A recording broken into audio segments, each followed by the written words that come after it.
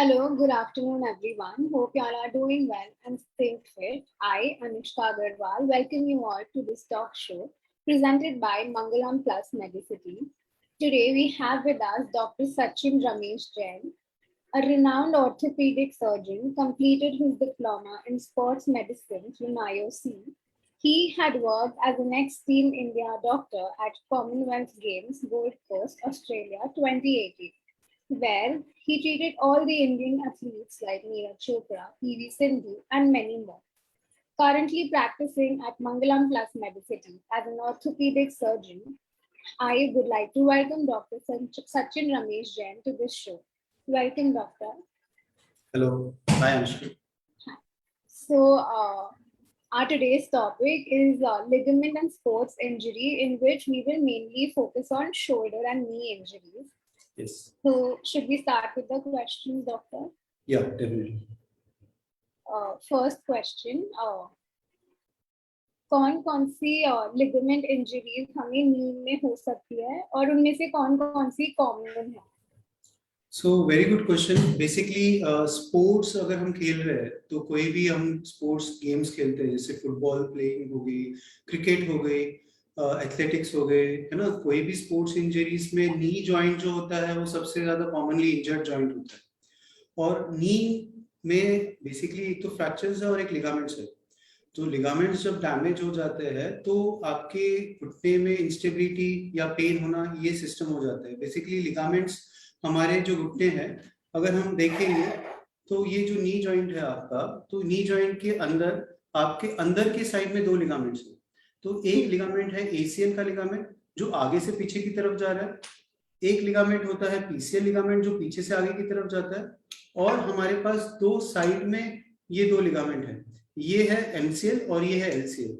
तो ये सारे जो लिगामेंट्स होते हैं, ये लिगामेंट्स घुटने को स्टेबिलिटी प्रोवाइड करते हैं और इसको बेसिकली ब्रिजेस का काम करते हैं, ताकि आप जब भी भागो, दौड़ो, या आप कोई भी पाइवटिंग एक्शन कर रहे हो या टर्निंग कर रहे हो, तो ये घुटना एक दूसरे के साथ में इंस्टेबिलिटी ना हो और ये प्रॉपरली इसमें स्टेबिलिटी प्रोवाइड करे.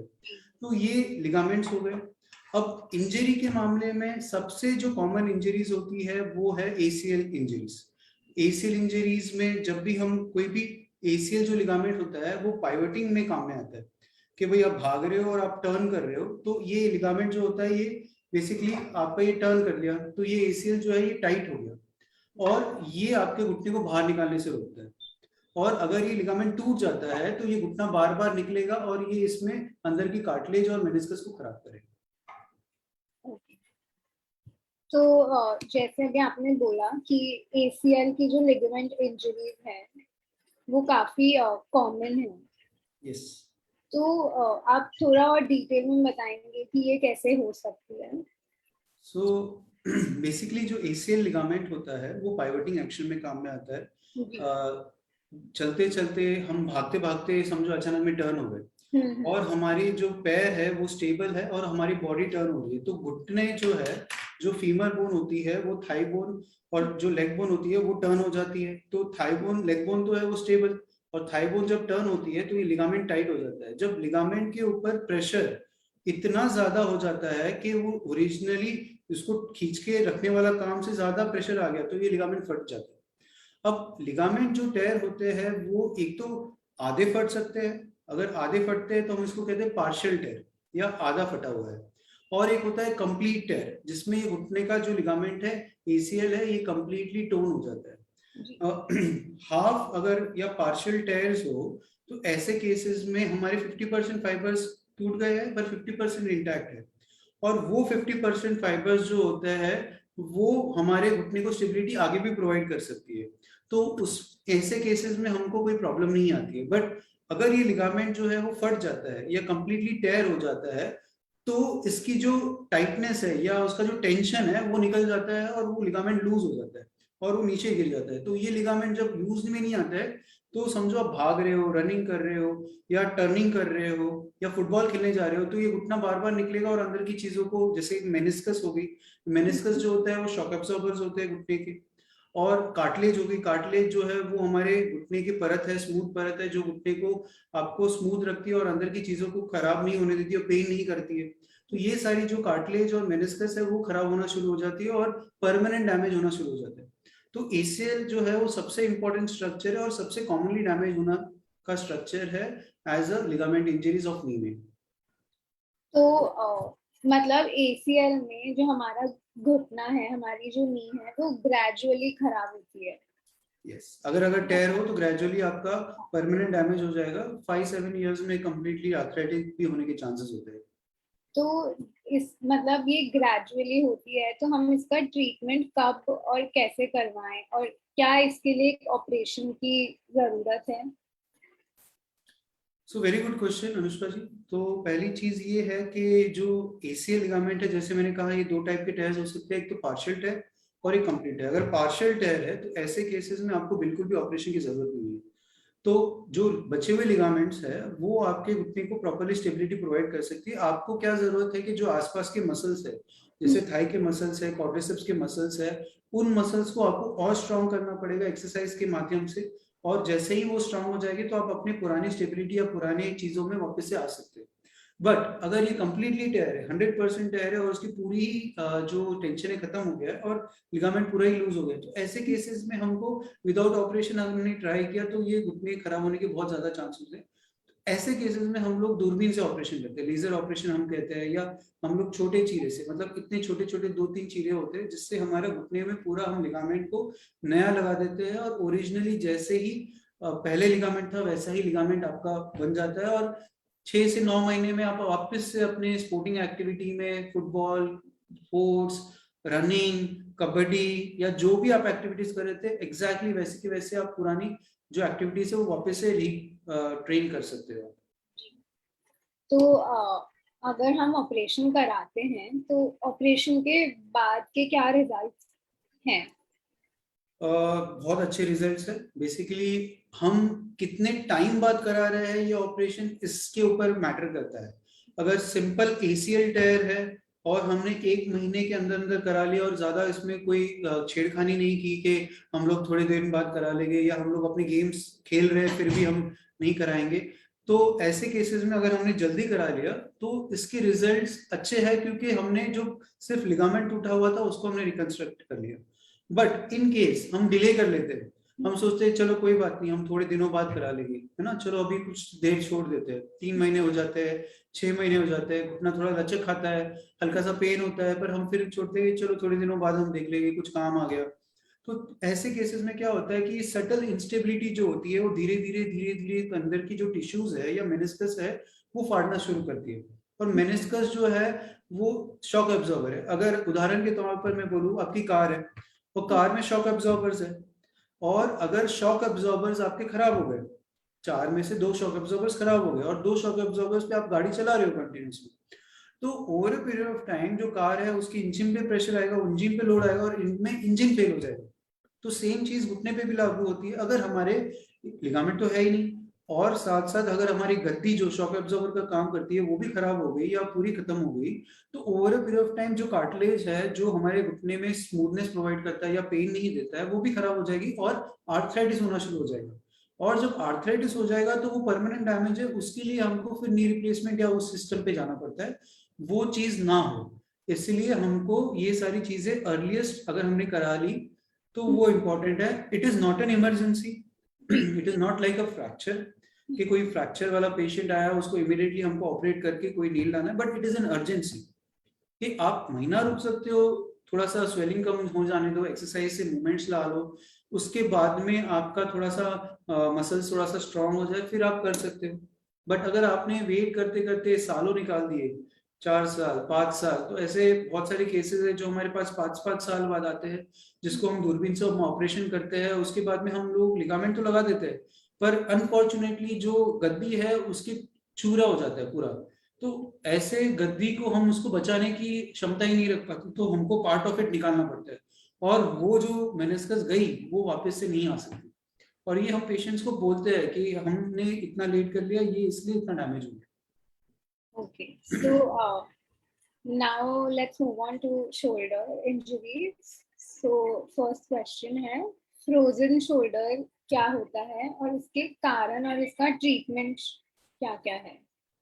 सो बेसिकली फ्रोजन शोल्डर के बारे में हम जानने से पहले ये देखेंगे कि भाई शोल्डर में क्या क्या पार्ट्स होते हैं। बेसिकली ये हमारा जो बॉल है ये हमारा हाथ उठाने का काम करता है, और ये सॉकेट है। सॉकेट जो है वो स्कैपुला से बनता है।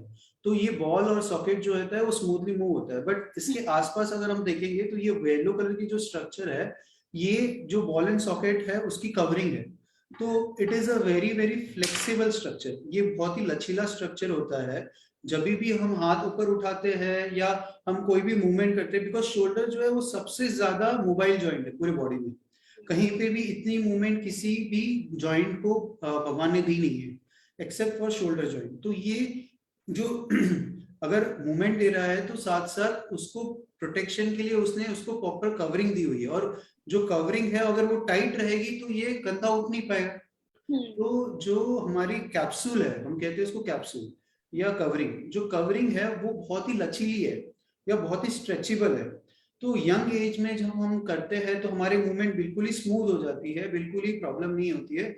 But over a period of years जब हमारे कोई इंजरी हो जाए, या हमारे को कोई डायबिटिक्स की प्रॉब्लम है, थायराइड की इश्यूज है, हार्ट की इश्यूज है, या कोई हम दवाई ले रहे हैं, तो हमारे खून में कोई इन्फ्लेमेटरी मार्कर्स आ जाते हैं, जिसकी वजह से वो कंधे की कैप्सूल जो है वो जो लचीली थी वो थोड़ा सा टाइट होना शुरू हो जाता है।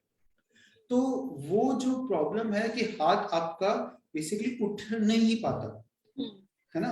अब ये जो चीज है frozen shoulder shouldn't be confused with a rotator cuff tear. अब rotator cuff tear and frozen shoulder ये दोनों ही डिफरेंट एंटिटीज है। अब जो फ्रोजन शोल्डर है जिसमें हाथ पूरा कंधा जाम हो गया, उसको अगर कोई डॉक्टर या कोई क्लिनिशियन अपने हाथ से उठाना भी चाहे पूरा टाइट करके, पेन तो बहुत है, बट अगर उठाना भी चाहे तभी भी नहीं उठेगा। So that is called as frozen. Frozen means tight. Yeah. So active as well as passive, both movements are restricted. कि हाथ आप पीछे नहीं कर सकते, बाल नहीं बना सकते, पीछे कोई चीज नहीं उठा सकते, है ना। Everything is restricted completely because capsule is completely tight. So this is a frozen shoulder, but it shouldn't be confused with rotator cuff tears. Rotator cuff tear जो होता है वो कंधे के जो मसल्स है या टेंडन है उसमें इंजरी हो जाती है और कंधे में पेन होता है, बट मूवमेंट आपकी पूरी होती है। So there is a complete movement कि आपका मूवमेंट पूरा है बट आपको स्टिफनेस नहीं है। तो ऐसे केसेस को आपको फ्रोजन शोल्डर नहीं कहना है, ये आपकी इंजरी है, बिकॉज इसकी ट्रीटमेंट कंप्लीटली डिफरेंट है। अगर फ्रोजन शोल्डर रहेगा तो हम कहते हैं कि आप एक्सरसाइज करो ताकि वो खुले और ताकि आपकी मूवमेंट आए और लचीलापन बढ़े। बट अगर रोटेटर कफ टेयर है या इंजरी है तो ऐसे केसेस में मैं कहता हूँ पेशेंट्स को एक्सरसाइज मत करो, क्योंकि अगर हमने एक्सरसाइज करी तो वो जो इंजरी है वो और बढ़ जाएगी और सूजन और बढ़ जाएगी और आपकी प्रॉब्लम बढ़ जाएगी। तो हमारे पास कई सारे पेशेंट्स आते हैं कि बहुत बड़े फिजियोथेरेपिस्ट के पास आते हैं या कोई जनरल फिजिशियंस के पास जाते हैं या नॉर्मल डॉक्टर के पास जाते हैं, तो कहीं पे भी पेन होता है तो शोल्डर में वो कहते हैं कि फ्रोजन शोल्डर है, आप एक्सरसाइज कर लो। और ऐसे केसेस जो फ्रोजन शोल्डर लेके आते हैं बाद में, और रोटेटर कफ पहले तो पार्शियल टेयर था या आधा टेयर था, वो कंप्लीटली टेयर हो जाता है और फिर हमको उसको सर्जरी करके फिर ठीक करना पड़ता है। तो प्लीज डेफिनेटली आपको शोल्डर पेन को अपने हिसाब से या सिर्फ एक्सरसाइज ही ट्रीटमेंट है ये नहीं करना है। It has to be distinguished, it has to be properly sorted out, और उस हिसाब से आपको अपने स्पेशलिस्ट से जाके मिलना है और उसी हिसाब से उसकी ट्रीटमेंट करानी है। आपने अभी रोटेटर कफ टेयर बोला, मतलब कंधे का मांस फटना, तो क्या आप उस पर और इलैबोरेट कर सकते हैं और इसे ठीक कैसे कर सकते हैं, इसका ट्रीटमेंट क्या है? बिल्कुल बिल्कुल। सो बेसिकली हमने फ्रोजन शोल्डर के लिए आपको बोला था कि उसकी जो कवरिंग है वो है। अब जो कंधा आपका उठ रहा है ना, ये शोल्डर जो आपका उठ रहा है वो मसल्स के सहारे से उठ रहा है। तो रोटेटर कफ जो होता है वो 4 मसल्स का कॉम्बिनेशन है ना, और वो मसल्स आपके स्कैपुला बोन से अराइज होते हैं, यहाँ से आते हैं और ये जाके यहाँ पे इस पॉइंट पे, ये जो बोन है इस पॉइंट पे पूरा अटैच्ड होता है। तो जैसे ही ये खींचती है मसल्स यहाँ से, तो ये कंधा जो ये उठना शुरू करता है। तो ये मैकेनिक्स है आपके कंधे के उठने का, और वो मसल्स पुल की वजह से ये उठता है। अब जो ये हड्डियां है ना, अगर हम ये देखें, so this is a acromion bone, है ना, ये वाली, ये छोटी हड्डी। जी। ये एक्रोमियन बोन है और ये जो है आपका हेड ऑफ द ह्यूमरस है, मतलब जो कंधे का बॉल है वो है सॉकेट। तो ये जो हड्डी है भगवान ने एक्चुअली लॉटरी निकाली थी, है ना, कि 3 टाइप्स के एक्रोमियन दे दिए, मतलब ये जो हड्डी थी 3 टाइप की दे दी, एक तो थी फ्लैट, एक तो थी कर्व्ड और एक दो थी हुक्ड, है ना। जी। तो मतलब जिसकी भी फ्लैट हो गई वो जब भी ये 90 डिग्री से ऊपर उठता था तो ये हड्डी इसके साथ चुभती नहीं है, और ये चुभेगी नहीं तो ये मसल्स उसमें कम टेयर होता है या रोटेटर कफ की इंजरीज उनमें कम होती है। ओके। किसी किसी की जिसकी हुक्ड है या किसी किसी की कर्व्ड है तो ये जो हड्डी का पॉइंट है it's a very very sharp point. तो ये जब हड्डी इस मसल्स पे कंटिन्यूअसली 90 डिग्री के ऊपर जब आप हाथ उठाते हो, इसके ऊपर कंटिन्यूअसली हैज अ हैमर काम करता है, कि जैसे कोई आप टेनिस खेल रहे हो, है ना, या कोई आप ऊपर वाली एक्टिविटीज कर रहे हो, बार बार चीजें उठा रहे हो, कोई चीज ले रहे हो कंटिन्यूअसली, यंग एज में तो कोई दिक्कत नहीं आती, अप टू 30-40 इयर्स, बिकॉज हमारे मसल्स भी बहुत लचीले होते हैं, टेंडन की क्वालिटी भी बहुत स्ट्रांग होती है, सब कुछ सही रहता है। बट जैसे ही 40-45-50 इयर्स क्रॉस करना शुरू करते हैं तो जैसे पेशेंट्स बूढ़े होते हैं वैसे ही हमारे अंदर के टेंडन्स या हमारे अंदर की मसल्स वो भी डीजेनरेट होना शुरू हो जाती है। पहले इतनी लचीली थी, इतनी, अब वो इतनी ही लचीली है क्योंकि उसका पानी सूखना शुरू हो जाता है। तो ऐसे केसेस में जब ये बार बार इसको चुभता रहता है तो इसमें फिर टेयर हो जाता है, और अगर ये पार्शियल टेयर तक ही है या आधा ही फटा है तो ऐसे केसेस को आप बिना मतलब कोई एक्सरसाइज करे, प्रिकॉशंस रख के, आइसिंग करके, है ना, और रेस्ट देके इसको आप वापस से 100% ठीक कर सकते हैं। बट अगर हमने उसको एक्सरसाइज और करी तो ये 50% का 100% हो जाएगा, कंप्लीट टेयर हो जाएगा, और फिर ये जो टेंडन है ये अंदर अंदर अंदर खिंचते खिंचते जाएगा और फिर बाद में हाथ आपका उठेगा ही नहीं, पावर खत्म हो जाएगा। तो अगर मैंने फिर हाथ उठाया भी ना तो मैं बोलूंगा पकड़ के रखो, हाथ तो उठ जाएगा, फिर पकड़ के रखो बोलूंगा तो फिर हाथ फॉल हो जाएगा। तो ऐसे केसेस में लास्ट स्टेज में ये होता है। तो डेफिनेटली आपको रोटेटर कफ इंजरीज को अनदेखा नहीं करना चाहिए, या कोई भी शोल्डर पेन को, जैसे मैंने आपको पहले बताया कि डायग्नोसिस करवा के ही अपने हिसाब से, ना ट्रीटमेंट लेके या सिर्फ एक्सरसाइज करके ट्रीटमेंट करके, इसको उस हिसाब से स्पेशलिस्ट जो कहे उस हिसाब से करना चाहिए। So, can someone who's born with a flat this bone, like because of the posture, get it curved? No, it's not a posture, it is just a born thing, you are born with So it. like you are born with it, like. So it is you are born with it, मतलब 50% have flat, 20-25% have curved, and 20-25% have hooked. Okay. So So those like, are can the I tell like what I have, or can I just without any like examination, can I tell which bone I have, or can I not? No, it is something which is like, वो आपका जब हाथ उठेगा injury होगी, अगर हम x ray कराते हैं तो एक्सरे में वो हमको दिखता है, it is a flat curve acromion या कर्व या hood, so that makes a difference. Plus आपकी जो इंजरी है वो भी हमको बताती है कि आपके हाथ में पावर कम हो गया है, ताकत कम हो गई, या कुछ टेस्ट होते हैं हमारे, जो टेस्ट से हमको पता चल जाता है कि आपके रोटेटर कफ में इंजरी है या नहीं। जैसे एम्प्टी कैट टेस्ट हो गया जिसमें हमने हाथ ऐसे कर लिया और हाथ को नीचे दबाने के लिए कहा, तो ऐसे टाइम पे क्या होता है कि जिसमें भी रोटेटर कफ टेयर्स हो गए वो हाथ गिर जाएगा, Okay. है ना, वो उठा नहीं पाएंगे पेशेंट्स, है ना। तो वो पावर कम हो जाता है, वो रोटेटर कफ टेयर के साइंस है। ये विदाउट एनी इन्वेस्टिगेशन बात कर रहा हूँ, no X rays, no sonography, no MRI, Yeah. just by a clinician checking few things and few tests we can exactly know what problem you have. Is it a frozen shoulder? But the physician or the doctor should know what to test. Okay. जब वो पता चलेगा तभी उसकी diagnosis हो पाएगी और तभी उसको ट्रीट हो पाएगा। Okay. Now let's check if we have any live questions.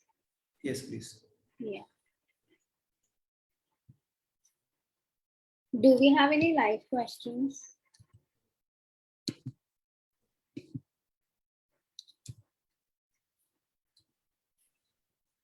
If you don't have, then I can talk about some sports injuries also, if there are no questions. Yeah, just a minute, I've asked.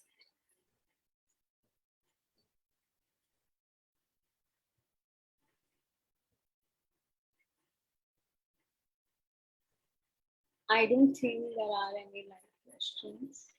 So no issue. So what we can start is that we can talk about some sports injuries as the topic says कि हमारा ligament and sports injury. So ligament के बारे में हमने cover कर दिया. अब sports injuries क्या होती है ना? स्पोर्ट्स इंजरीज वो इंजरीज होती है जिसमें आपके कोई भी एथलीट अपने गेम्स खेल रहा है उस टाइम पे उसको कोई इंजरी हो जाए. ऐसा कोई भी एथलीट या कोई भी आपका प्लेयर नहीं होगा जिसको कभी भी कोई इंजरी नहीं हुई है ना? अगर वो एथलीट है तो injury is a part of his domain.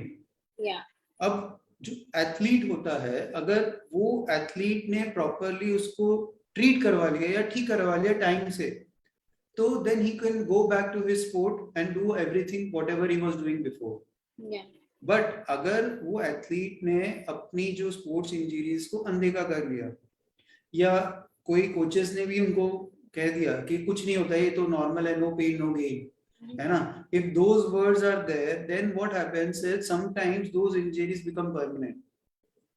And कोई भी स्पोर्ट्स इंजरीज को लाइटली नहीं लेना चाहिए, चाहे वो एंकल की इंजरीज हो, एल्बो की इंजरीज हो, शोल्डर की इंजरीज हो.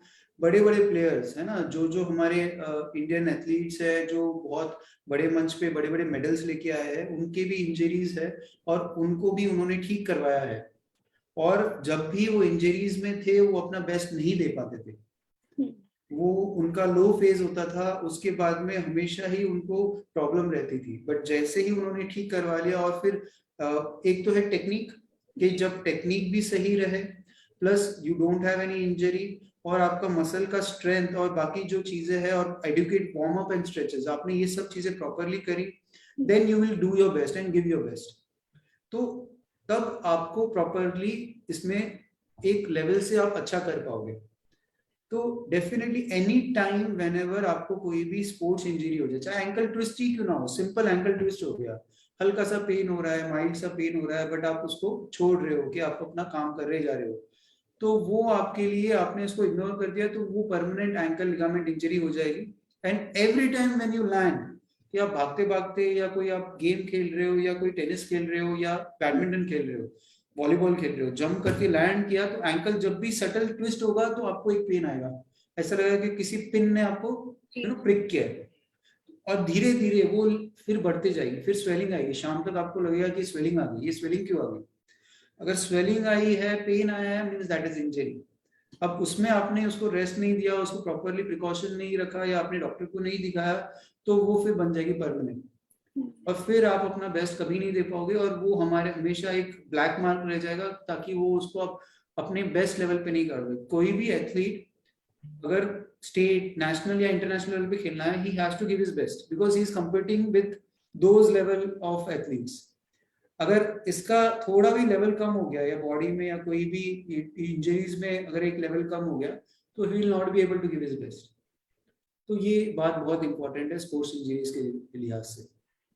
ओके, सो नाउ सर, अगर हमारे व्यूअर्स को आपसे कनेक्ट करना होगा तो आपके कोई कांटेक्ट डिटेल्स हैं जिसके थ्रू वो आपसे connect? So basically Mangalam Medicity hospital है हमारे और we can connect with that. Appointment ले सकते हैं मेरे लिए.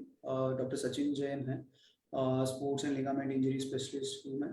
सो you can contact the people here. Definitely will get back to you and will help, try to help you as much as possible. अगर आपकी कोई रिपोर्ट्स भी हो या कोई एमआरआई हो या कोई चीज़ आपको पूछवानी है तो आप हमें सेंड कर सकते हैं, हमें कॉल करके एक हम नंबर दे देंगे तो आप उस पर रिपोर्ट सेंड कर लीजिए.